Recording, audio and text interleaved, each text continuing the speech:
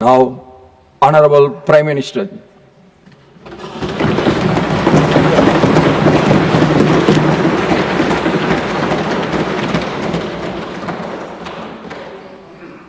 आदरणीय सभापति जी, एक ऐसा अवसर है जो हमें इस सदन में हर 2 वर्ष के बाद कुछ भावुक पलों में डुबो देता है। इस विशेष अवसर पर आपने मुझे अपनी भावनाएं प्रकट करने के लिए जो अवसर दिया, इसके लिए मैं आपका बहुत बहुत आभारी हूं। आदरणीय सभापति जी, सदन के अंदर अनेक विषयों पर चर्चाएं होती हैं। हर किसी का बहुत ही महत्वपूर्ण योगदान होता है। कुछ खट्टे मीठे अनुभव भी रहते हैं, लेकिन आज जब ऐसा अवसर आता है तो स्वाभाविक रूप से दलगत भावना से ऊपर उठ करके हम सबके भीतर एक समान भाव प्रकट होता है। यार, ये हमारे साथी अब किसी और विशेष काम के लिए आगे बढ़ रहे हैं। यहां से जो साथी विदाई ले रहे हैं, कुछ फिर से आने के लिए विदाई ले रहे हैं और कुछ विदाई के बाद यहां का अनुभव लेकर के समाज जीवन में कुछ न कुछ विशेष योगदान के लिए जा रहे हैं। जो जा रहे हैं लेकिन आने वाले नहीं हैं, उनको भी मैं कहना चाहूंगा कि राजनीति में कोई फुल स्टॉप नहीं होता है। भविष्य आपका भी इंतजार कर रहा है और आपका अनुभव, आपका योगदान राष्ट्र जीवन में हमेशा हमेशा बना रहेगा। आदरणीय सभापति जी, इस सदन में जो भी सदस्य माननीय हमारे विदाई ले रहे हैं, कुछ सदस्य ऐसे हैं जिनको शायद उस समय जाने का समय कार्यकाल आएगा जब सदन नहीं चलता होगा। कुछ है जिनको ऑलरेडी सदन के दरमियान ही विदाई मिल रही है। लेकिन ये जाने वाले सभी माननीय सांसदों का बहुत ही उत्तम योगदान है, इसलिए लेकिन मैं जरूर कहूंगा,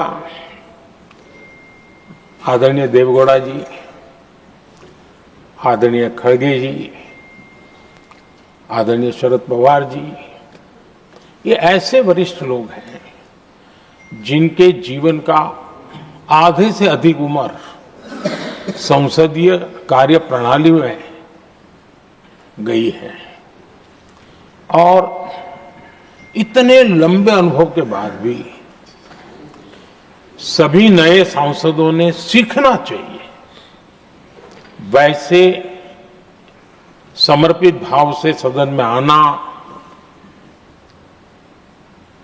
जो भी हमसे उनसे बन सकता है उतना योगदान करना, यानी समाज में से जो जिम्मेवारी मिली है उसके प्रति पूरी तरह समर्पित रहना, ये इन सब वरिष्ठ लोगों से हम जैसे सबको सीखने जैसा है और मैं उनके योगदान की भूरी भूरी सराहना करूंगा, क्योंकि इतना लंबा कार्यकाल छोटा नहीं होता है, बहुत महत्वपूर्ण है।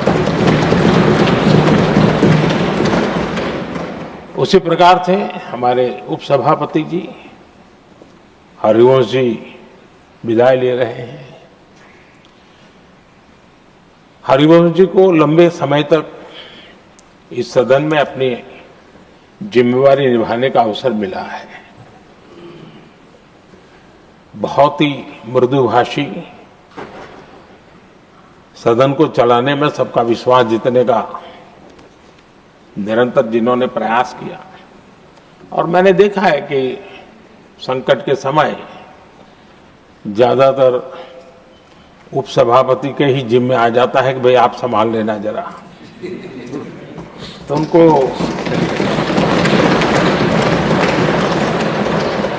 एक लंबा एक्सपीरियंस होता है, सबको जान भी लेते हैं, भली बात ही जान लेते हैं, लेकिन उनका भी योगदान। और जब भी, और मैंने देखा कि जब सदन का समय नहीं होता है तो देश के कोने में कहीं न कहीं वो यूथ के साथ मिलना जुलना, देश की परिस्थितियों के संबंध में उनको अवगत कराना, उनमें एक देश के प्रति संवेदनाएं पैदा करने का वो निरंतर काम। वे कलम के धनी तो है ही हैं, लेकिन कर्म कठोर के नाते भी मैं कहूंगा कि उन्होंने भारत के हर कोने में जाकर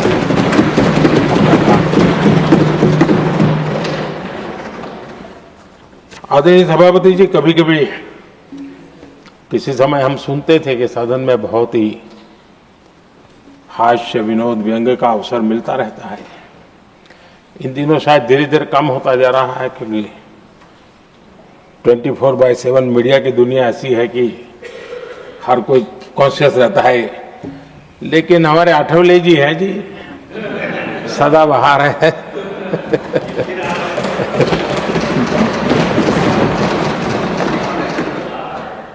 आठवले जी जा रहे हैं, लेकिन यहाँ पर किसी को खोट महसूस नहीं होगी, वो व्यंग्य विनोद भरपूर परोसते रहेंगे। जब ये पूरा भरोसा है। आदरणीय सभापति जी, सदन में से हर 2 साल के अंतराल के बाद एक बड़ा समूह हमारे बीच से जाता है, लेकिन ये ऐसी व्यवस्था है कि जो नया समूह आता है उनको बाकी जो लंबे समय से 4 साल से बैठे हुए साथी हैं, अनुभव है, नए लोगों को तुरंत उनसे कुछ न कुछ सीखने का अवसर मिलता है। और इसलिए एक प्रकार से यहाँ की जो विरासत है वो कंटिन्यू प्रोसेस हमेशा रहती है। ये बहुत बड़ा लाभ होता है। मुझे पक्का विश्वास है कि जिनको इस बार जाना नहीं है वो भी जो नए माननीय सांसद आएंगे उनको उनके अनुभव का लाभ मिलेगा और उनका योगदान भी सदन को और समृद्ध करेगा, ऐसा मेरा पूरा विश्वास है। आदरणीय सभापति जी, हम लोग जानते हैं कि जीवन में या सार्वजनिक जीवन में जब भी कोई महत्वपूर्ण निर्णय करना होता है तो परिवार के लोग बैठ करके मन बना लेते हैं कि ऐसा करना है, लेकिन फिर भी कहते हैं अरे ऐसा करो, उनसे जरा पूछ लीजिए, एक सेकंड ओपिनियन ले लीजिए किसी वरिष्ठ से। और घर में वरिष्ठ नहीं तो कहेंगे मोहल्ले में देखो भाई वो काफी अनुभवी है, जरा उनसे पूछ लो एक बार उनका मन क्या करता है। अगर कोई बीमार है तो भी कहते हैं यार ऐसा करो भाई, एक और डॉक्टर से जरा ओपिनियन ले लो। सेकंड ओपिनियन का बहुत महत्व होता है। मैं समझता हूं हमारी संसदीय प्रणाली में इस सेकंड ओपिनियन की बहुत बड़ी ताकत रही है। एक सदन में कुछ निर्णय होता है, दूसरे सदन में फिर आता है सेकंड ओपिनियन के लिए। अगर इस सदन में होता है तो उस सदन में जाता है सेकंड ओपिनियन के लिए। और ये सेकंड ओपिनियन उस सारी बहस को, उस सारे निर्णय प्रक्रिया को एक बहुत बड़ा नया आयाम दे देती है। और वो मैं समझता हूं कि हमारी निर्णय प्रक्रिया को समृद्ध करती है। तो इसलिए सदन में जो माननीय सांसद बैठते हैं उनके लिए एक खुलापन रहता है कि भाई चलो इस सदन में नहीं तो उस सदन में एक अच्छा ओपिनियन नया आएगा, उस सदन में नहीं तो इस सदन में एक नया ओपिनियन आएगा। तो ये सेकंड ओपिनियन ये हमारे लोकतंत्र में एक बहुत बड़ा कंट्रीब्यूशन है, जो जिस विरासत को हमें संभालना, हमारे जो माननीय सांसद विदाई ले रहे हैं उनका तो योगदान रहा ही है और इसके लिए भी मैं उनका साधुवाद करता हूं। आदरणीय सभापति जी, जो हमारे माननीय सांसद विदाई ले रहे हैं, बहुत आने वाले दिनों में तो शायद ये अवसर रहने वाला ही नहीं है, लेकिन ये माननीय सांसद ऐसे हैं कि जिनको पुराने संसद के भवन में भी बैठने का मौका मिला और नए संसद भवन में भी बैठने का मौका मिला।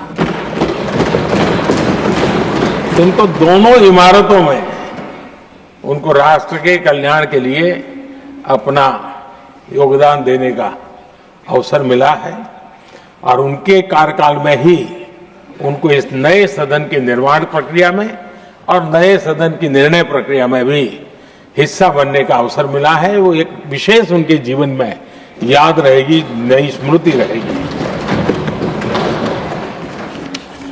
आदरणीय सभापति जी, मैं सभी माननीय सांसदों के,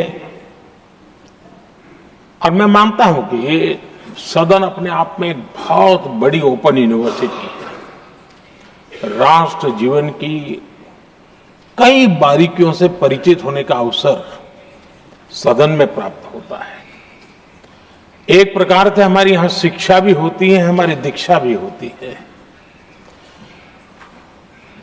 ये 6 साल यहां जो रहने का अवसर मिलता है, वो जीवन को गढ़ने का, राष्ट्र जीवन के घड़तर में योगदान का तो महत्व है ही है, क्योंकि निर्णय प्रक्रिया का हिस्सा है, लेकिन स्वयं के जीवन को गढ़ने का भी एक अमूल्य अवसर होता है। और इसलिए जब माननीय सांसद यहां आते हैं, उस समय की उनकी जो भी सोच, समझ और क्षमता है, जब जाते हैं तो अनेक गुना वो बढ़ती है, उसका विस्तार होता है, अनुभव की एक बहुत बड़ी ताकत होती है। अब तब जाकर के जाने के बाद राष्ट्र जीवन का उनका निरंतर योगदान बना रहे हैं।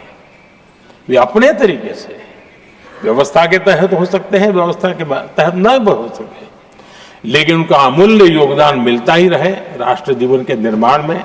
उनका अनुभव हमेशा हमेशा उपयोगी हो, ये मेरी उन सभी माननीय सांसदों को मेरी शुभकामनाएं हैं।